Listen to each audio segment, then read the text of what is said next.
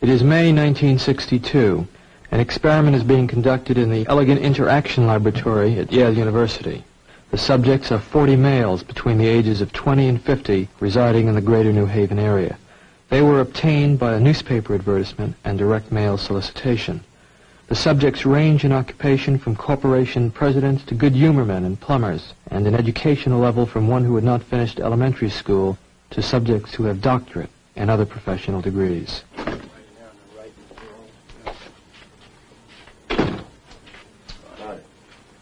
Right here. Now, both of you have been paid, so let me sit right down. So let me say that the checks are yours simply for showing up at the lab. And from this point on, no matter what happens, the money is yours. I should like to tell both of you a little about the memory project. Psychologists have developed several theories to explain how people learn various types of material. Some of the better-known theories are treated in the book over there, The Teaching and Learning Process by Cantor. One theory is that people learn things correctly whenever they get punished for making a mistake. A common application of this theory would be when parents spank a child if he does something wrong. But actually, we know very little about the effect of punishment on learning because almost no truly scientific studies have been made of it in human beings. For instance, we don't know how much punishment is best for learning. And we don't know how much difference it makes as to who's giving the punishment, whether an adult learns best from an older or a younger person himself, or many things of this sort. So what we're doing in the project is bringing together a number of adults of different occupations and ages, and we're asking some of them to be teachers and some to be learners. We want to find out just what effect different people have on each other as teachers and learners, and also what effect punishment will have on learning in this situation. Therefore, I'm going to ask one of you to be the teacher here this afternoon, and the other to be the learner.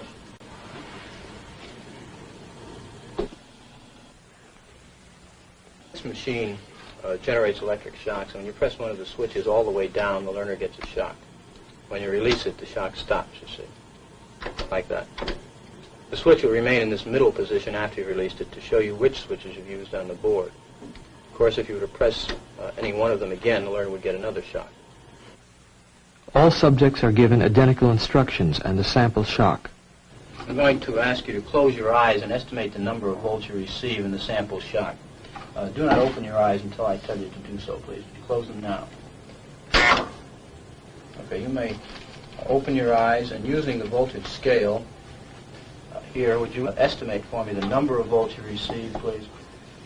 You may also use the verbal designation, slight, moderate, strong, so forth, to help you. Say a number, please. Would you? About 75. No, actually, it was 45 here. Although it may have seemed stronger because of the electrode paste, which provides a perfect contact. All right, let's go on to our instructions. We will begin with this test.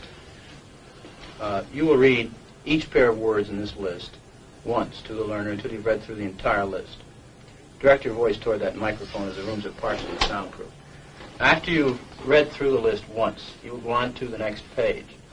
And here, starting from line A, you'll read the word in large letters, along with each of the other words in the line. For example, in the first line, you read blue, boy, girl, grass, hat. Now, after you've read the four choices, the learner pushes one of the switches on the board in front of him, and the number he has selected will light up in this box, 1, 2, 3, or 4. Now, if he gives the correct answer, you say correct and go on to the next line. The correct answer is underlined and is also indicated in the right margin. Yeah. If he were to indicate the wrong answer, you would say wrong.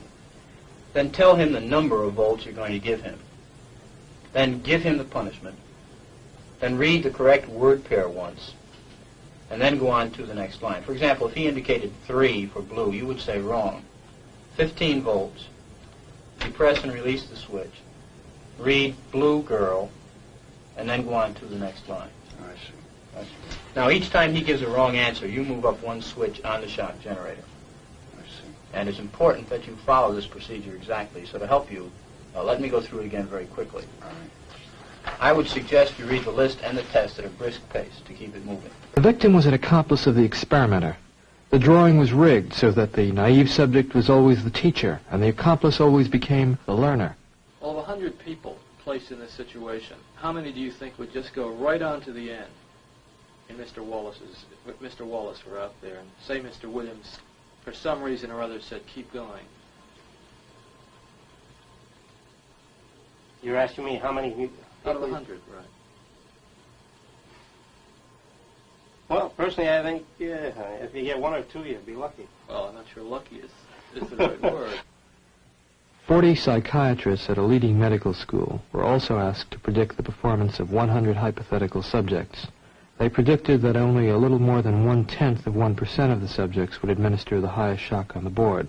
Yet actually, 50% of the subjects obeyed the experimenter's commands fully in the experiment depicted in this film.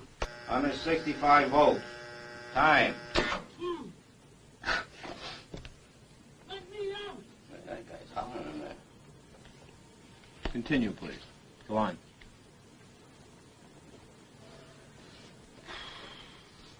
There's a lot of them here, you know. They have a heart condition there. You want me to go? Just continue, please.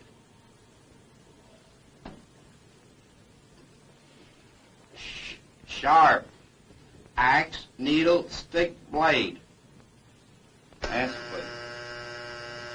Wrong. I'm up to 180 volts. Please continue, teacher.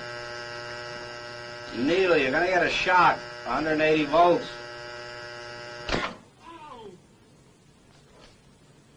I can't stand the pain. Let me out of You can't stand it now. I'm not going to kill that man there. You hear him hollering there? He's As I crying. said before, the shocks may be painful, but Yeah, they're not but he's in dangerous. there hollering. He can't stand it. What if something happens to him? The experiment requires that you continue, teacher. Yeah, but I'm not going to get that man sick in there. I mean, he's hollering in there.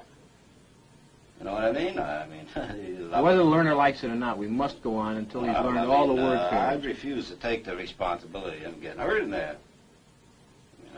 He's in there hollering. It's absolutely essential that you continue, teacher. There's too many left here. Geez, he gets wrong here. There's too many of them left. Who's going to take the responsibility if anything happens to that gentleman? I'm responsible for anything that happens here. Continue, please. All right, next one, slow. Wrong.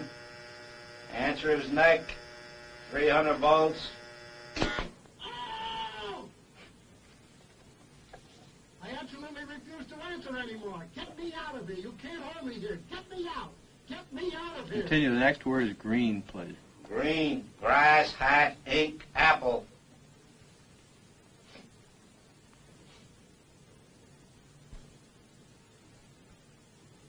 I can't go on, he won't answer. If the learner doesn't answer in a reasonable time, about 4 or 5 seconds, consider the answer wrong and follow the same procedure as you have been doing for wrong answers. Say wrong, tell them the number of volts, give them the punishment, read them the correct answer. Oh, man. Continue, please. Something's happened to that man in there. Nice one, gold, dollar, necklace, moon, paint. Something's happened to that man in there. You better check in on him, sir. He won't answer me or nothing.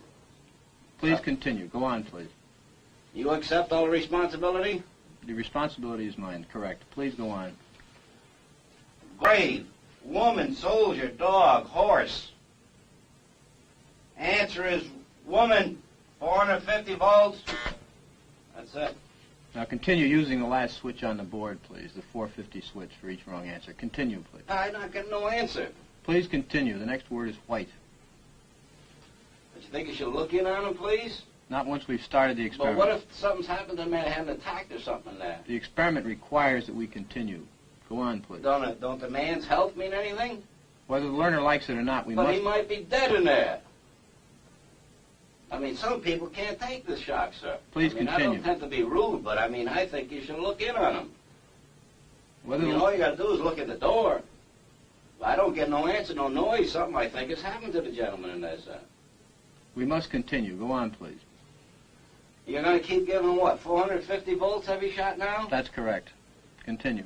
The next word is white. White, 450 volts. Next one is short. Sentence, movie, spurt, time. All right, excuse me, teacher. We'll have to discontinue the experiment. I'd like to ask you a few questions, if I may. How do you feel, though? I feel all right, but I don't like what's happened to that fellow in there. He's been howling, and we had to keep giving him shocks. I didn't like that one bit. He wanted to get out, and he just kept going, kept throwing 450 volts. I didn't like that. He wouldn't even look at him, that gentleman. Well, who was actually pushing the switch? I was. But he kept insisting. I told him no, but he said, "It's got to keep going." I told him it's time we stopped when we got up to 195, 210 volts. Well, why didn't you just stop? He wouldn't let me. I wanted to stop.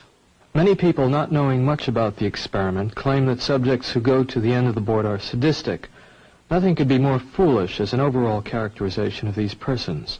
The context of their action must always be considered.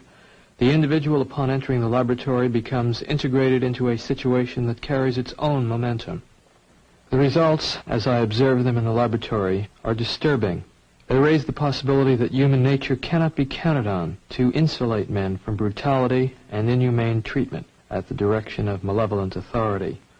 A substantial proportion of people do what they are told to do, irrespective of the content of the act and without limitations of conscience, so long as they perceive that the command comes from a legitimate authority.